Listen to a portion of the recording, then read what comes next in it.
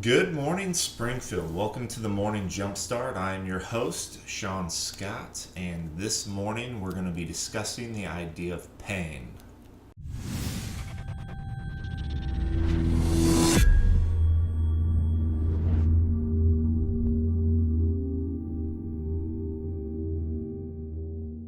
So, pain. Most of us agree we could enjoy this world much more thoroughly if we all could just live without it. We tend to avoid it at all costs, physically at least, from our day to day. But today I just kind of want to explore the idea of pain, the perception that most of us have about pain, and how we can use pain to be a huge driver to our success moving forward. So, before we get going, I just want to establish a definition that I'm kind of working off of with pain. So, this morning when we're talking about pain, I just want pain to be defined as anything negative our body feels. Let's define all of that and generalize all of that feeling into pain, both physically, emotionally, everything. If it's something we feel negatively to ourselves, let's group that into pain this morning. Let's explore that idea. So, why talk about pain this morning? So this is our second jumpstart. Yesterday, I was talking about success, and for me, one of the leading drivers to my success has been one perception change that I've had, and it's to seek pain or to seek failure.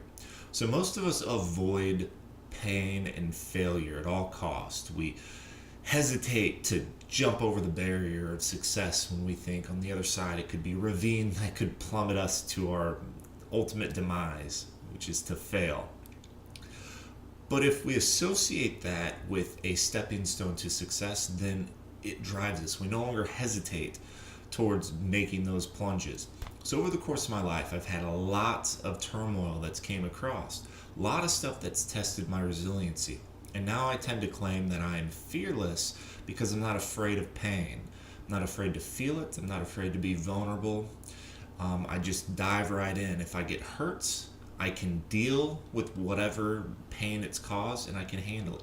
I look at pain as being weight, and I can bear the amount of weight of any type of pain that I feel now, and I actually seek it.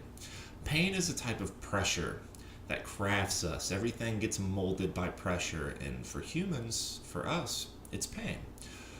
So we learn to bear the weight of our pain, and it makes us stronger. So they did a study. They were looking at workplace efficiency and employees. And within the study, they were trying to figure out why larger businesses had such inefficiencies with their employees. And one of their quickest and earliest findings was the fact that most people avoid pain. We tend to follow the path of least resistance. But with the employees, what they'd found is in an 8-hour workday, if an employee had 2 hours of sound work they disliked and they essentially looked at that as pain, they would spend 6 hours avoiding it and then the last 2 doing it. And these were some of the most unhappiest employees at these workplaces. And then they looked at the employees at those same workplaces. Why were they so happy? And what they'd found is that these employees took that work, did it first, got the 2 hours of pain out of the way, and spent the remaining 6 feeling no pain. And it was just this epiphany in my life that I realized, okay, if I procrastinate and I avoid pain, the pain doesn't go away. I just delay the inevitable, but I'm still feeling even more pain because of the worry and the consistent reminding of having to do this work or whatever it is that it has to do. So I changed it. I remember that little experiment. Now if I have work that I have to do, I make sure I knock it out first and I take care of everything, and it alleviates all the stress and tension of, making deadlines, getting it done on time. Am I going to remember to do it? All of those just wash away, and it creates this feeling of zen, and it's quite amazing. So within pain, I just wrote a couple things down here.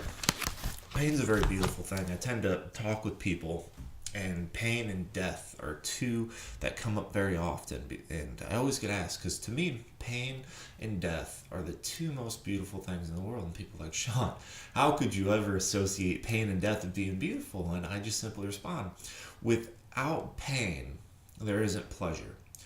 we compare everything to something else in our lives. So, by the individuals who have felt the most excruciating pain, that only opens them up to the opportunity of feeling the most amount of pleasure.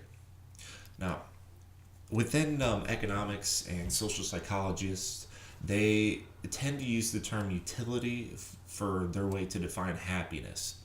So, and they've learned that you can maximize your utility by consistently introducing some pain. That's why people who go to the gym feel so good throughout the day, especially if they go in the morning, because what they've done is they've tackled the world right when they've woken up. They've done the most excruciating things to themselves, and now they have no challenges like that the rest of the day. They've essentially front loaded all the pain, got it out of the way. Then the rest of the day is just left for feeling good because no challenge is going to step up to what they've done to themselves in the gym.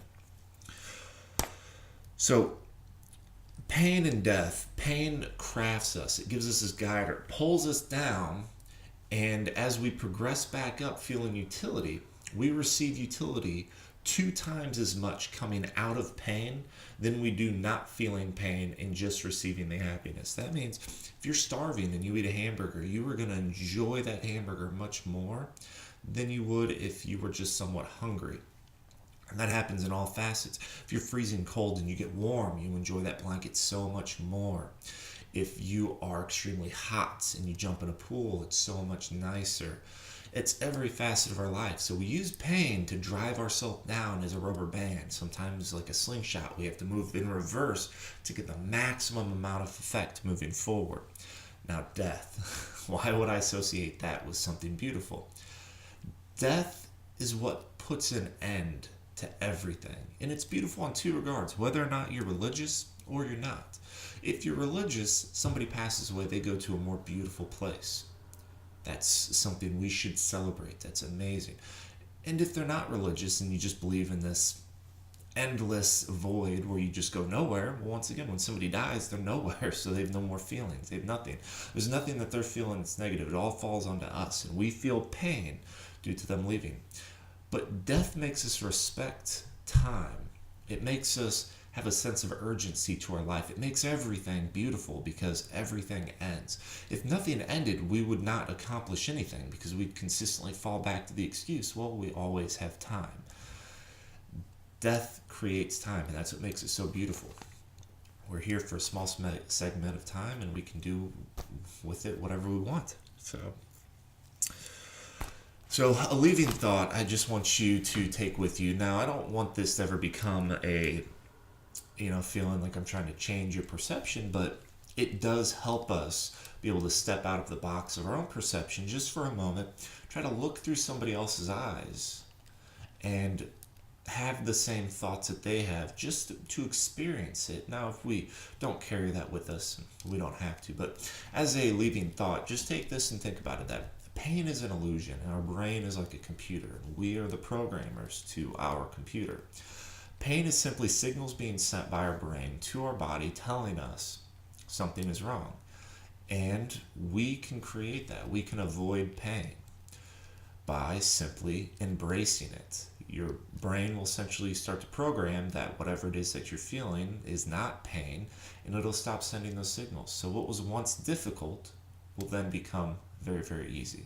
So just take that into consideration. Leave your thoughts down in the comments on what you think and feel about pain. I'd love to hear it. And until next time, have a great day.